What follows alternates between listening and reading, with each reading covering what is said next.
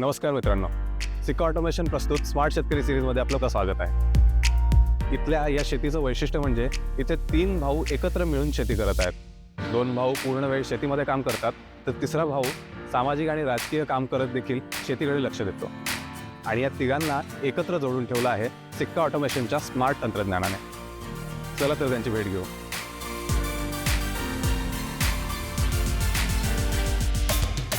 नमस्कार.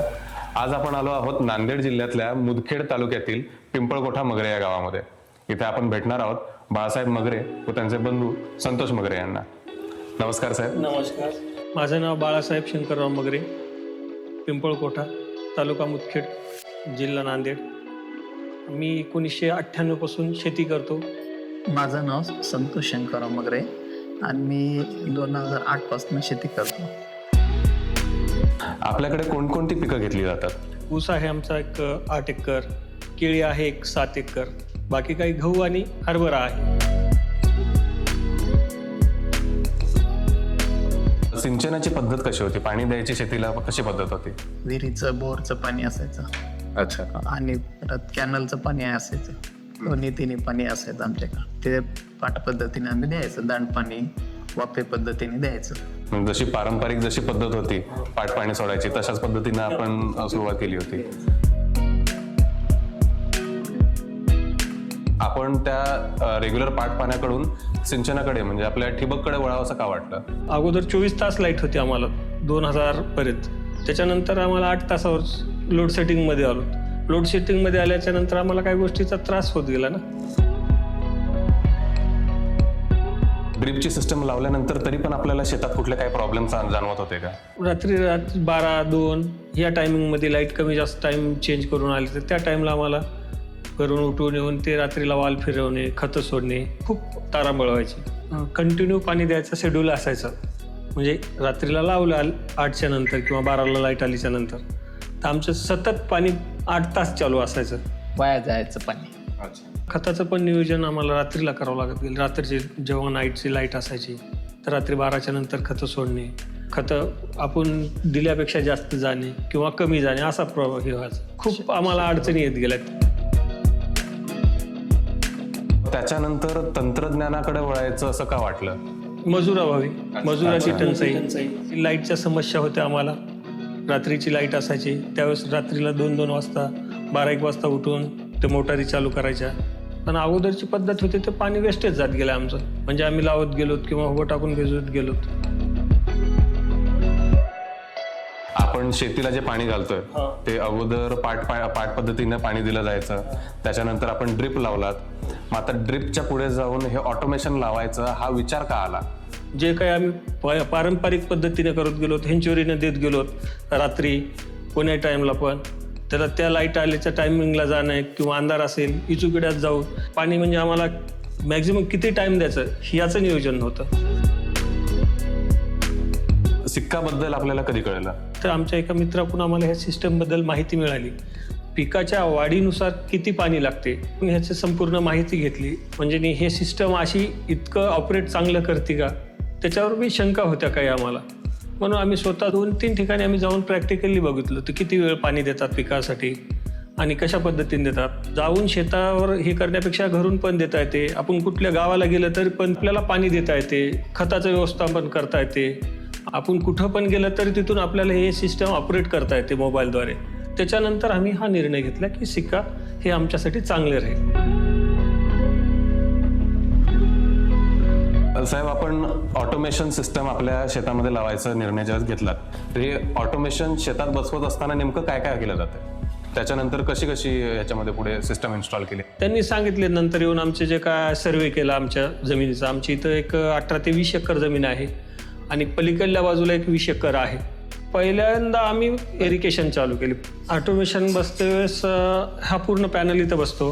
वायरलेस वाल काय बसवलेले आहेत, जे की मोबाईलवरून ऑपरेट होतात. आता माझ्याकडे 6 वॉल आहेत. हे 6 वॉल कुठल्या किती क्षेत्र भिजवतात? केळीला 4 वाल बसले आणि ऊसाला 2 वाल बसले. 6 वाल आणि 6 वाल पुढच्या टप्प्यात बसणार आहे. त्याच्यानंतर ते आम्ही फर्टिफिकेशनचं नंतरचा विचार करून बघितल्याच्या नंतर हे फर्टिलायझर टँक इथं बसलेले आहेत खतासाठी. तर आपल्याला टाईमनुसार खतं देता येतात रात्रीच्या टाईमला पण देता येतात. आज मी नांदेडला असतो, मी तिथून सुद्धा सिस्टम ऑपरेट करतो. शेतामध्ये ऑटोमेशन म्हणजे वायर लावायला लागतात का? सुरुवातीला अगोदर वायर लावायला लागायच्या, ते इथून ते प्रत्येक वालपर्यंत, जिथं जिथं आपले वाल असतील तिथपर्यंत वायर. मला आता उंदरं किंवा ट्रॅक्टर इतर अवजारांना आमची वायर तुटते, याची आम्हाला थोडीच काळजी होती. आता हे नवीन वायरलेस आल्यामुळं तिथंच एक पोल असेल, तिथंच एक युरो असेल, त्याला एक अँटिना लावले होते, सोलार प्लेट असते आणि ते इथून कनेक्ट असते, याच्याहून कमांड घेते. म्हणजे ही वायरलेस टेक्नॉलॉजी. Wireless technology. जर समजा 10 एकरसाठी अजून वाढवायचं झालं तर त्याला सिस्टम परत नवीन बसवायला लागणार का? नाही, त्याला फक्त आता इथून पुढे आमचे वॉल बसतील 6. पाईपलाईन वगैरे झालेली आहे आमची. साधारण केवढं क्षेत्र हे वायरलेस मध्ये चालू शकतं? ते 1-2 किलोमीटरपर्यंत चालू शकतं. आपण ही सिस्टम साहेब कधीपासून वापरताय आपल्या शेतामध्ये? 4 महिने झाले आम्ही सिस्टम वापरतो. अच्छा. आणि याच्यामध्ये पूर्वीचा आणि आत्ताचा फरक आपल्याला काय जाणवलाय? नाही, खूप जाणवलेला आहे. साधारणपणे किती पाण्याची बचत झाली, काय अंदाज आपल्याला सांगता येईल आकडा? साधारणपैकी 50% पाण्याची बचत झालेली आहे. आता आमचं केळीचं नियोजन पाण्याचं किंवा ऊसाचं जे आहे ते पूर्वी 8-8 तास देत गेलो. आता जसं जे प्लॉट आहे त्या रोपाच्या अवस्थेनुसार 30 मिनटं किंवा 40 मिनटं अशा पद्धतीत केळीच्या रोपाला पाणी देतो. ऊसाला समजा एक तास या पद्धतीनं पाणी देतो. खताचं व्यवस्थापन याच्यामधून कसं होतंय? तर खताचं नियोजन जे आहे तर खताचे टाके बसले आहेत फर्टिलायझर, तर त्याच्यामध्ये आम्ही खत टाकतो. ब्लोअर पण आहे, ढवळायचं काम करते. त्याच्या पुढं जाऊन डोसिंग पंप आहे.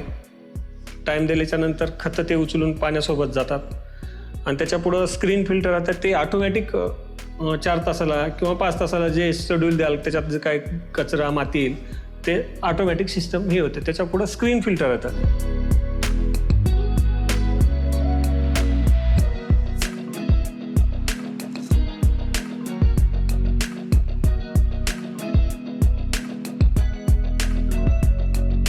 खताचं नियोजन जे तुम्ही पूर्वी करायचं आणि आता करायचं याच्यामध्ये किती फरक जाणवलाय?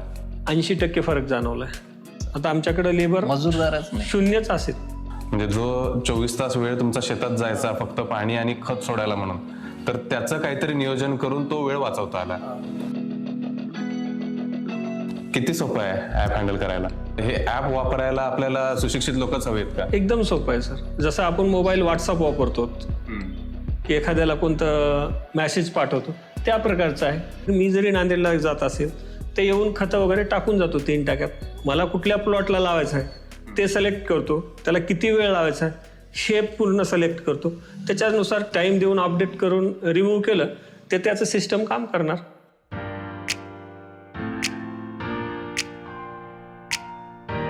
समजा अशीच सिस्टम, ही पूर्ण ऑटोमेशनची सिस्टम मला माझ्या शेतात लावायची झाली तर एक साधारणपणे एकरी किती खर्च येतो? 5 एकरपर्यंत 40,000 येतो, 10 एकरपर्यंत 30,000 येईल. त्याच्या पुढे क्षेत्र वाढलं तर 20,000 रुपये एकरी खर्च येतो सिस्टमसाठी. मग हे एकरी एवढा खर्च करून पण तेवढं वसूल होतंय काय? 100% होतं ना. आता या पद्धतीने आम्ही असंच करतो ना सर. किती वेळ देतो, आमचा वेळ पण वाया जातो. आज आमच्याकडे 2 ट्रॅक्टर आहेत. इतर कामं कुठलं प्रोग्राम असेल त्यावेळेस आमच्या जे काही तारांबळ व्हायचे, म्हणजे ह्या कामाचं नियोजन रात्री करून सकाळी पळायचं काही विषय नाही. आम्ही एखाद्या कार्यक्रमात जरी गेलो तर तिथून ऑपरेट करतो त्या टाईमला. फक्त एवढंच आहे की अगोदर नियोजन करून जातो त्या कुठं खत द्यायचं आहे काय नाही, आणि तिथून पण हँडल करू शकतो. अगोदरचं कसं होतं की ह्या कामासाठी आम्हाला इथं राहून रात्री करून उद्याचा प्रोग्राम अटेंड करावा लागतो. आपली सिस्टम लावल्यानंतर इतर कोण शेतकरी जे उत्सुक आहेत, तसं तुम्ही 4 ठिकाणी जाऊन बघून आलात, तसं कोणी आपल्याला विचारायला येतं का? हां, 2 जण आलते. आम्ही ते 2 जणांकडे जाऊन व्हिजिट पण देऊन आलो त्या सिस्टमला घेऊन. शेतकरी या नवीन सिस्टमकडे कसं बघतायत? एक चांगल्या दृष्टिकोनानं बघतात. कारण का मजुराच्या टंचाईमुळं अगोदरचे जे मजूर होते ते आम्ही पैसे दिले तरी पळून जात गेलेत. आज आमच्याकडं सालगडी नाही आहे, पण मजूर जे भेटतात त्याच्यावर आमचं काम पुढचं चांगलं सुरळीत चाललंय.